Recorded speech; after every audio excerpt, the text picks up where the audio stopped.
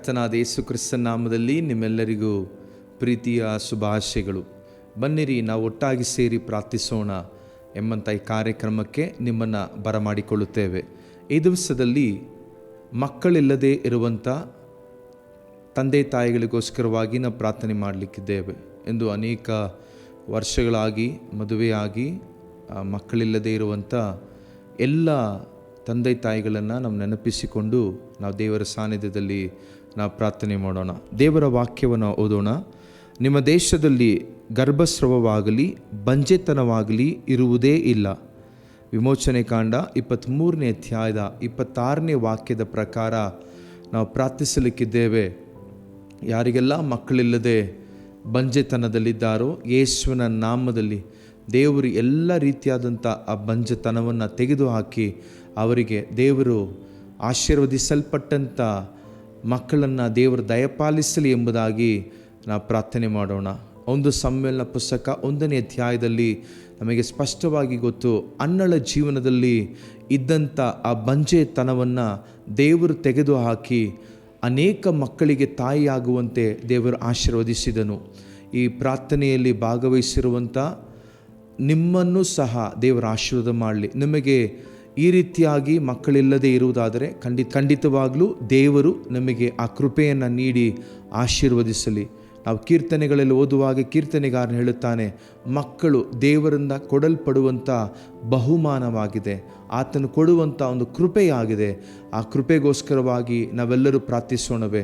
ನಮಗೆ ತಿಳಿದವರಾಗಲಿ ಅಥವಾ ನಮಗಾಗಲಿ ಯಾರಿಗಾದರೂ ನೀವು ಹೆಸರೇಳಿ ಪ್ರಾರ್ಥಿಸುವುದಾದರೆ ಖಂಡಿತವಾಗಿ ನಂಬೋಣ, ಈ ಪ್ರಾರ್ಥನೆಯನ್ನು ಕೇಳಿ ದೇವರು ಖಂಡಿತವಾಗಲೂ ಅವರನ್ನು ಆಶೀರ್ವದಿಸ್ತಾನೆಂಬುದಾಗಿ ನಾವೆಲ್ಲರೂ ಸೇರಿ ಪ್ರಾರ್ಥಿಸೋಣವೇ. ಒಳ್ಳೆಯ ಯೇಸುಸ್ವಾಮಿ, ಯೇಸುವಿನ ನಾಮದಲ್ಲಿ ನಿನ್ನ ಸಾನ್ನಿಧ್ಯಕ್ಕೆ ನೇರವಾಗಿ ನಾವು ಬರುತ್ತಾ ಇದ್ದೇವೆ.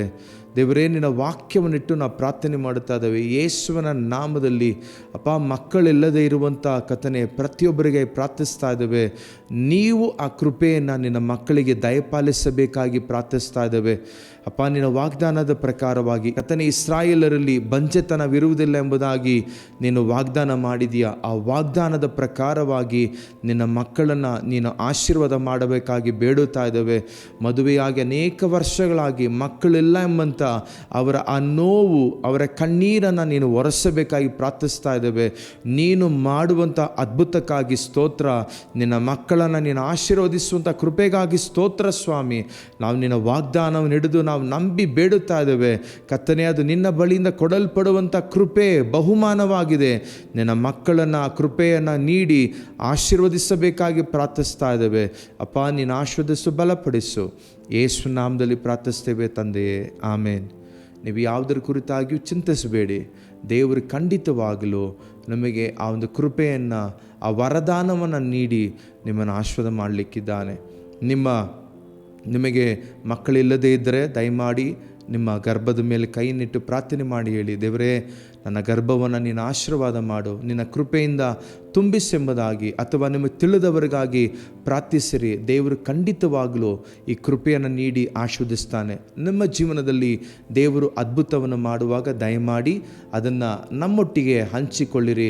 ಇಲ್ಲಿ ಕಾಣಲ್ಪಡುವಂಥ ನಂಬರ್ಗಾಗಲಿ ಅಥವಾ ಇಮೇಲ್ ಐಡಿಗಾಗಲಿ ನೀವು ನಿಮ್ಮ ಸಾಕ್ಷಿಯನ್ನು ನೀವು ಬರೆದು ನೀವು ತಿಳಿಸಿ ದೇವರು ನಮ್ಮನ್ನು ಆಶೀರ್ವದಿಸಲಿ. God bless you. ದೇವರು ನಿಮ್ಮನ್ನು ಆಶೀರ್ವದಿಸಲಿ. ಆಮೇನ್.